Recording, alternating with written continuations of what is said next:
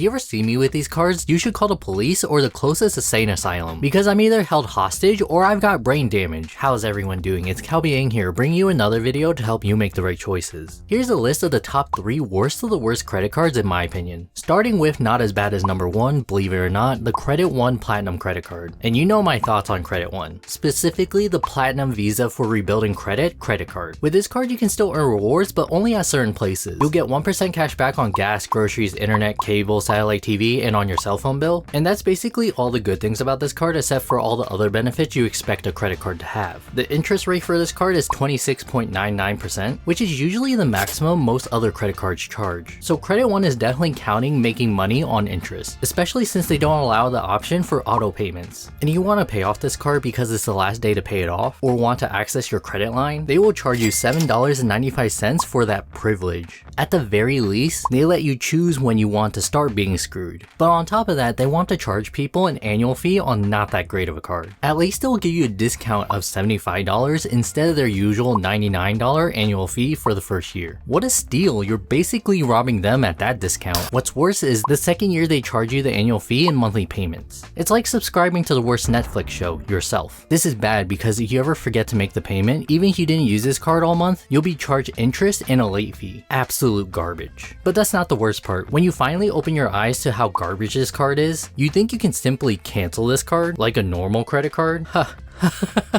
First you have to call, which is already gross, but on top of that, Credit One is notorious for having the worst customer service and long wait times. But if you do manage to hang in there, before they allow you to cancel the card, they'll offer you retention bonuses, and if that doesn't convince you to keep the card, which it shouldn't, you'll have to hold again for a manager. And you think that's the worst of it? Nuh-uh. If for some reason the call gets disconnected, you'll have to go through the process all over again. Or if they experience a technical glitch. And according to reports, they experience glitches like they're being hacked by Russia every day. Because you know Credit One is the heart and soul of America's financial sector, you'll just have to try again another time. Trust me, it's not worth it. I would suggest going for a card from the main companies, especially Capital One or Discover. They also have credit cards to help people with low credit scores, like the Capital One Platinum card or the Discover It. Or their secured versions, which are easier to get because you have to put an upfront deposit. It might suck to pay a deposit at first, but it's refundable, and you won't be charged all of the fees. And if your credit score goes up, you can actually upgrade them to actually good cards without any hassle. Now if you thought the Credit One Platinum card was bad, trust me, you haven't seen anything yet. These next 2 cards, I had a hard time deciding which was actually worse. However, I decided based on transparency. With the First Premier Bank MasterCard credit card, they at least clearly tell you how much you're going to be screwed. If you're expecting any type of cash back, don't. The interest on this card is 36%, which is the highest interest rate on this list. If you ever want to open this card, you'll still need a credit score of 500 or higher, and you must open a checking account from them, which is free, but still, you know. The maximum credit limit you can get is $700 with a minimum of $200, with the chance of getting a credit limit increase only after a year. On top of that, if you want a credit limit increase, there's a fee to do so, which is 25% of the increased amount. So if they give you a credit limit increase of $200, there'll be a fee of $50. But honestly, that's not the worst part. On top of their lack of features and their terrifying interest rate, they'll also charge you fees like how the Credit One Platinum card was, but worse. So everyone isn't charged the same annual fee. The annual fee can range from $45 to $125 based on your credit limit, which is based on your credit history. Like for example, if you're approved for a credit limit of $200, then for the first year you'll be charged $50. And you decide to keep this card, you'll be charged $45. But if you're approved for a credit limit of $500, for the first year you'll be charged $125, with the next year being charged $49, which is the highest annual fees you'll see on this card. But that's not the worst part. When first opening this card, there is a one-time program fee attached, and the amount charged will be based on your credit limit. The higher the credit limit, the less of a charge, which is $55, with the highest fee being $95. But we aren't done yet. On top of that, there's also a monthly fee, well unless you got a garbage credit history. Then for the first year, you can enjoy no monthly fees, and the lowest monthly fee of $6.25 if you decide to keep this card into the next year. But if you have somewhat of a decent credit history, for the first year, you'll get a discounted monthly fee of $5.85, or $8 if you got a really good credit score. But after, in the next year, you'll be charged a monthly fee of $8.25 or $10.40. And you know the problem with monthly fees is the same as the Credit One card. Even if you do no spending on that card, you still have to remember to pay the monthly fee on time every month, or there will be a late payment with a $39 late fee and interest of 36% as I mentioned earlier. However, a benefit over the Credit One card is you'll have at least 27 days to pay off your balance. Yay! I would rather recommend a debit card that builds your credit score even with the high fees over this credit card. Of course though, ultimately I would recommend getting a secured credit card first, as there are usually no fee options. Now before we get to number 1 on my list, here's a bonus card or cards for you. This card or cards is very well known among the credit card community for being the worst card. The luxury cards. All of them. The MasterCard Gold, the MasterCard Black, and the MasterCard Titanium cards. However, I don't think they're that terrible to make this list, because yes, they don't provide any value for what you're paying for them. You're more or less paying for a credit card you can show off while losing $200 to $600 if I'm being generous. However, these cards don't target the vulnerable, the people who feel like they have nowhere to turn, and all the fees are upfront and easy to find. So the people who apply for these cards either have the money to spend and don't care, or have the money to spend but are stupid. Either way, I don't really feel bad for people who purposely apply for these cards. They wanted to show off and sorta knew what they were getting themselves into. Now for my number 1 pick for the worst of the worst credit cards. It's like the luxury cards, not just one, because they all basically are the same thing. The Continental credit cards. The most popular one being the Surge MasterCard. But they also produce other cards, some better than others, but overall all of them are terrible. Just different designs you can choose to laugh and cry at. Maybe you want this one to wipe your tears if you're feeling more techie today. I say this because like the First Premier Bank MasterCard credit card, have a bunch of fees and junk, but worse, because you don't know which way you're going to be screwed. It's like a surprise party if Pennywise was the party planner. I mean, you might have heard the Surge credit card has a high interest rate between 24.99% and 29.99%, which is lower than the First Premier Bank MasterCard credit card. Awesome, but nothing is clear. Maybe you could pay an annual fee of $75 or maybe up to $99. Who knows how that works? Maybe a monthly maintenance fee of $0 to $10 a month. Maybe a $9.95 one-time opening charge for whatever a premium card means. Even the foreign transaction fee is maybe 0% or could be up to 3%. Who knows? You certainly won't. The only things that are clear is you'll be charged a $41 late fee and a $99 absolute second year annual fee. Oh, and also you'll have 25 days to pay off your balance, which is 1 day better than the Credit One card. Yippee! And all of their cards are like this. They call it reflex because if you apply for this card, you don't have the gag reflex to not apply for this card. They call this one fit because if you apply for this card, you aren't fit enough to run away from the application. They call this one verb because if you apply for this card, you didn't have any verb left. But seriously, you see any of these cards on this list, or even have any of these cards on this list, which in my personal opinion, heavily recommend you cancel the card as soon as humanly possible. There are better options such as the Capital One Platinum card, Discover card, or even City cards. But yeah, that was my list. If you enjoyed and haven't already, consider subscribing. And thanks for reaching to this point of the video. Here's a picture of my cat Suki doing a derp, and I'll see you later.